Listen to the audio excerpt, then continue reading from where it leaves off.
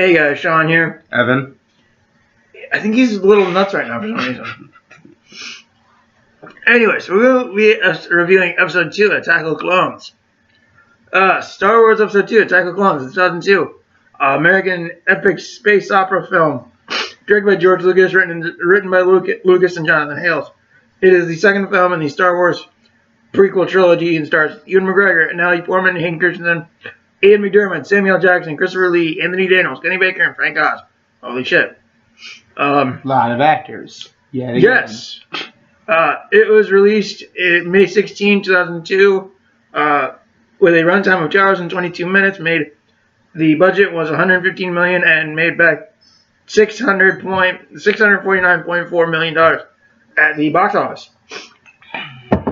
It is set 10 years after the events of Phantom Menace, where the galaxy is on the brink of civil war, with thousands of planetary systems threatening to secede from the Galactic Republic. After Senator Amidala evades an assassination attempt, Jedi apprentice Anakin Skywalker becomes her protector, while his mentor Obi-Wan Kenobi investigates the attempt on her life. Soon the trio witness the onset of a new threat to the galaxy, the Clone Wars.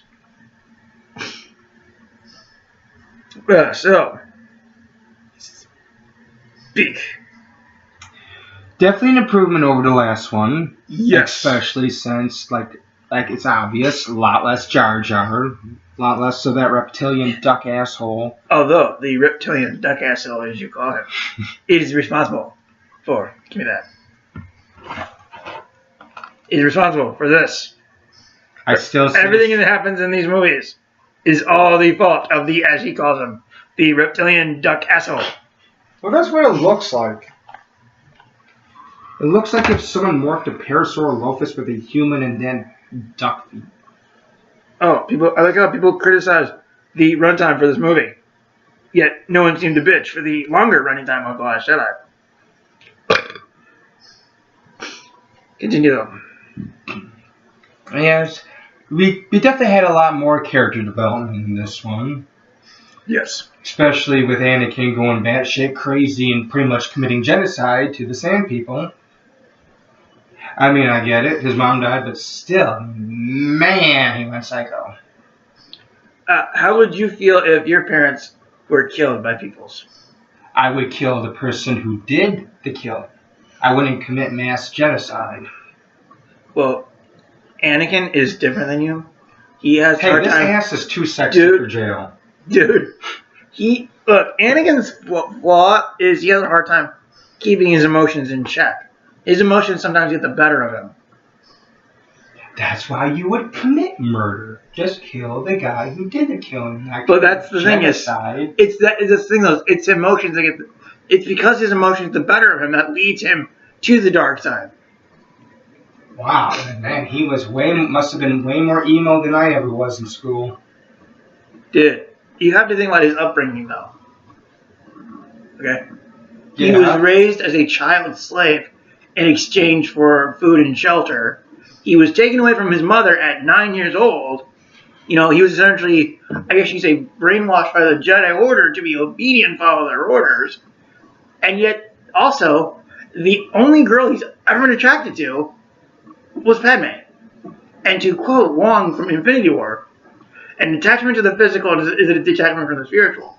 Basically saying that you can be in love if you're a Jedi. Because but some people it apparently throws you off your force sensitivity or something like that. Yeah, but some people might argue that love is a spiritual and not a physical thing too.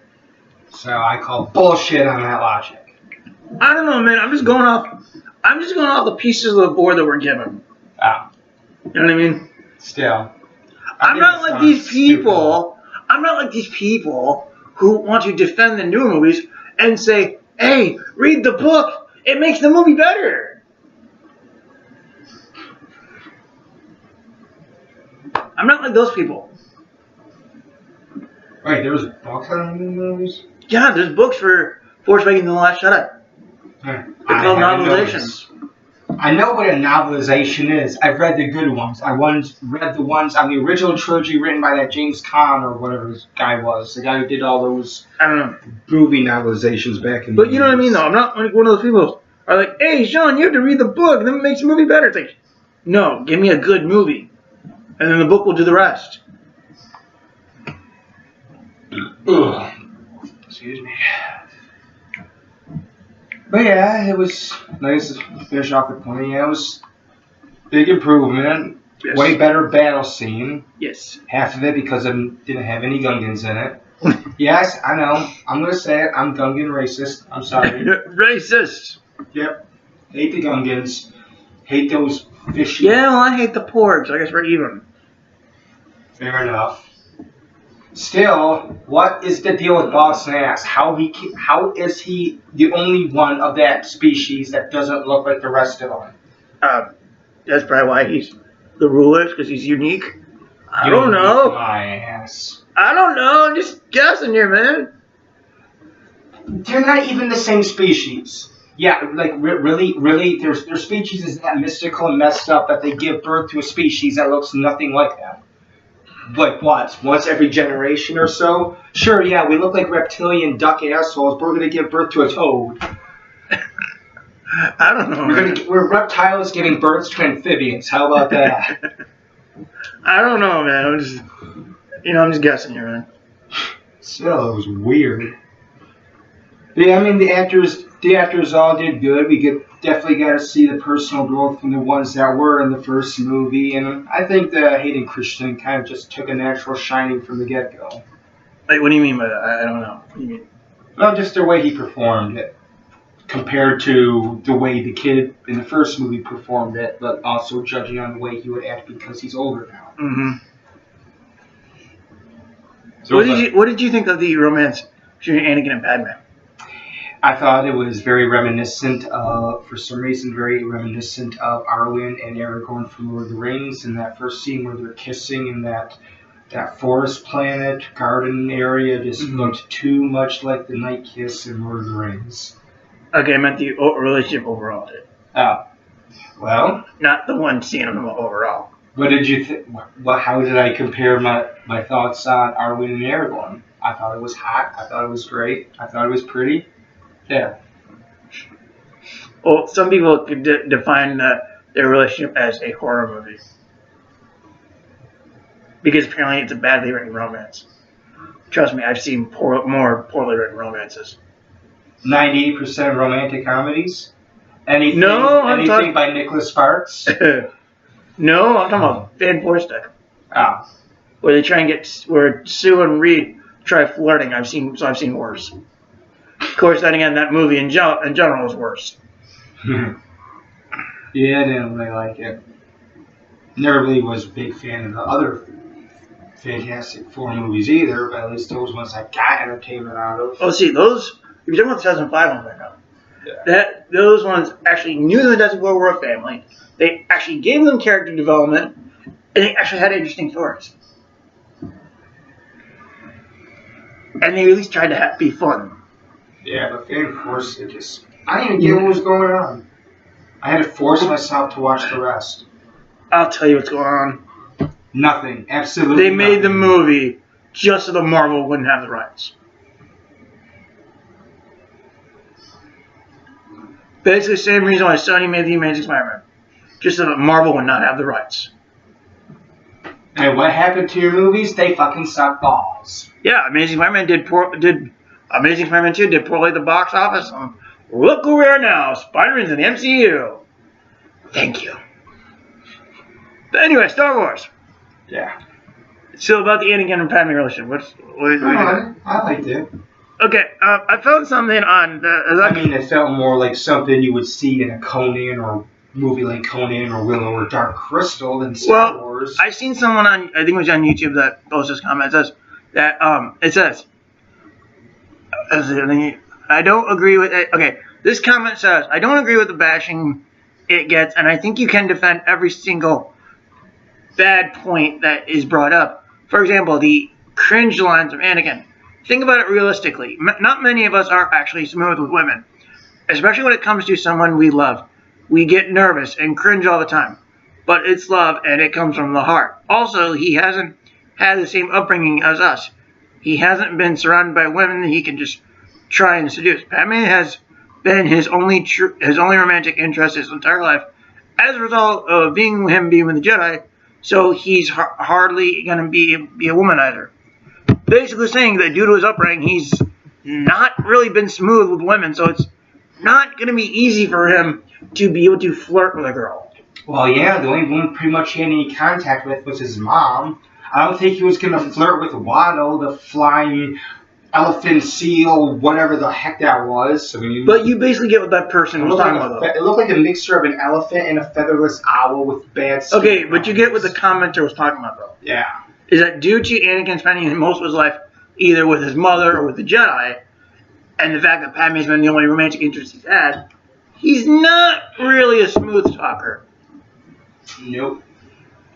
So I Unless guess he's around guys. Then he's all like, hey, I can joke, I can do this. yes, but he's not trying to get in a guy's pants. No. Oh, if that happened in the movie, I would turn it off instantly. Like, nope. Let's go watch episode 4. But you know what I meant, though. Yeah. Okay, let's talk about Yoda fighting with a lightsaber. Awesome. One of many prequel trilogy moments that apparently lit fires under people's asses. Why? Because they thought, okay, do you remember how in episode 5 when Yoda like, look at me, judge me by my size, do you? And where you should not. For my ally is the Force, etc., etc., etc. They think Yoda fighting with a lightsaber kind of demystifies all that. Where he's like, wars make not one great.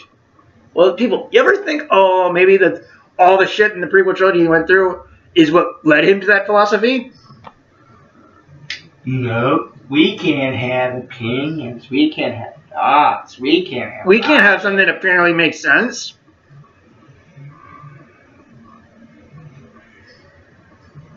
But yeah, I actually thought Yoda fighting was awesome. Yeah, that was pretty cool. It was interesting. Though I will agree with some people, is that if you can do all those jumping around, why does he need the cane? People have brought that up, and I kind of agree with that. I don't know, maybe. I mean, you could say it's the Force that's making him do all those jumping moves. Like, you could say that. I don't know. I just thought that was kind of weird. You have weird moments in movies all the time, and that just has to be one of them. Yeah, that was pretty cool. I mean, seeing that little green Muppet thing pretty much fighting Dracula, Count Dooku. Okay, we get the point. What do you think of Christopher Lee, though, in general? Which one? Christopher Lee. What do you think of him? Oh, awesome as always. Yes. I mean, haven't really watched a bad Christopher Lee movie yet. Same. I mean, I had a lot of complaints about that Charlie and the Chocolate Factory, but I think in the end I still found it somewhat enjoyable. It had its moments. I'm sure it did. Soundtrack was a lot better. We definitely had a lot more moments with the Brasher soundtrack. The Imperial March was a little bit more prominent in this one. Yes. Mention how you said about the Imperial March, and I told you it's because we're getting closer to the original movies. Oh yeah, I was pretty much right at the end when I was like making all the references to how I was noticing the way some of the machines and stuff got adapted and evolved in the original timeline. Yes. In the original movies. Yes. So unlike in the newer ones, it makes sense to have these same stuff again because it's an evolution of what will become what we see in the original movies, rather than just relying on it and not changing a damn thing. Yeah, because there was one walking tanks they were using, and on Geonosis looks like what we further eventually got with the AT-ATs, and those one walkers definitely could have been evolved to be the AT-STs, those chicken leg things. And then you definitely had those little ships from the beginning that definitely would evolve to be the X-Fighters. Yes. And that's more. I guess that would be more prominent in the third movie though than this one. Yeah, because episode 3 is a lot closer to episode 4. So that's where everything really starts to line up. So, yeah. The effects were a lot better. Definitely had a lot more variety with the alien races. It's Yes. both on the side of the villains and the Jedi. Yes. I mean, for some reason, they used to really seem like dinosaurs as a model. There was that one Jedi that got kicked off the balcony by Jango Fett that almost looked like one of those dinosaur things that had a weird cone-shaped head and had the things sticking out. I don't know, it was just weird. And then there was that one bluish alien during all those Senate scenes that looked like he had spikes coming out of his hair. If that was hair, I don't know what the heck that was. Just this big blue curly unicorn horn covered in animal fat looking thing. I don't know what that was. I don't either, man. What do you know? Not a lot. Shit. Okay, I'm doing all the talking.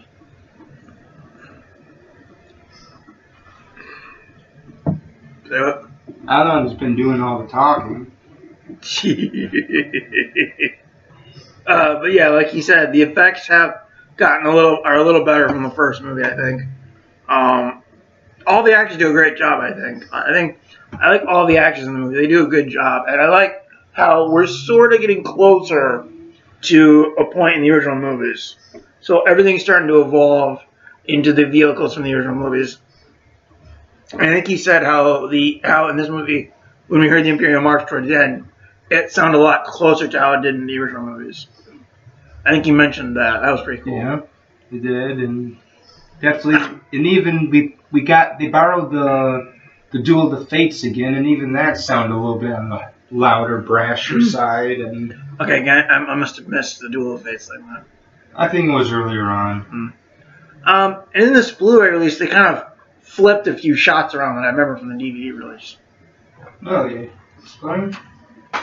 Like at the end of like when they were doing the power couplings, there was a shot where Obi-Wan's like, Anakin, I told you stay away from that. In the DVD, it starts with him saying half the sentence, and then it cuts to the power coupling, and then cuts back to him finishing the sentence. In the Blu-ray, it says him saying the sentence, and then just the whole way through it, and it just cuts to the power coupling. And then at the end of the movie, when it shows Yoda going to pick up his cane, remember this. It basically there was a scene when Padme lands on the hangar. Oh yeah. When she's shooting at Dooku's ship. That was supposed to take place before Anakin woke up from being knocked out. And then you see Yoda picking up his cane and everything. But it goes from Anakin waking up from being knocked out to Yoda going to grab his cane, all the way to Padme landing on the platform, and then goes back into Yoda grabbing his cane, and then she walks in. That's not how it was in the DVD. Gosh, it's been so long since I've seen the original DVD one. Same. I think the last time I watched on VHS before I watched it on that one again. So I don't know if that's the same as the DVD or not. Probably, I don't know.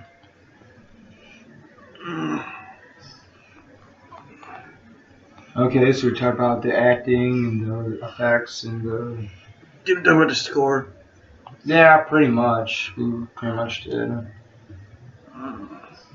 Yeah, there was definitely a bit more of that choir operatic type moments in the soundtrack. And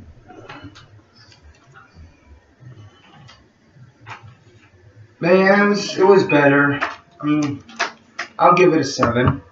I would say the same. I mean, it's still more than IMDb. That gave it a 6.6. So. Talk. Yeah, I liked it.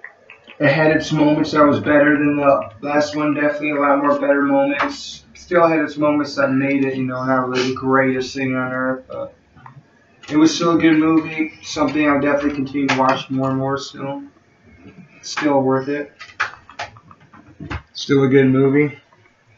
Wow, this video is almost 20 minutes, and the last one was nearly 40. Anything else we want to say? Gonna draw at the time. I don't know. I don't know. What do you know? I don't know. I know the movie was pretty good. Yes. I don't know. I don't know. I think we're done. I think I so. think we're done. Shocking. Yep. Shocking. All right, we're Kind gonna of like Count Dooku's fingers. All right, and I guess we're gonna watch Revenge of the Sith now. I could have swore we would have made this video longer. Bye. Bye, Z.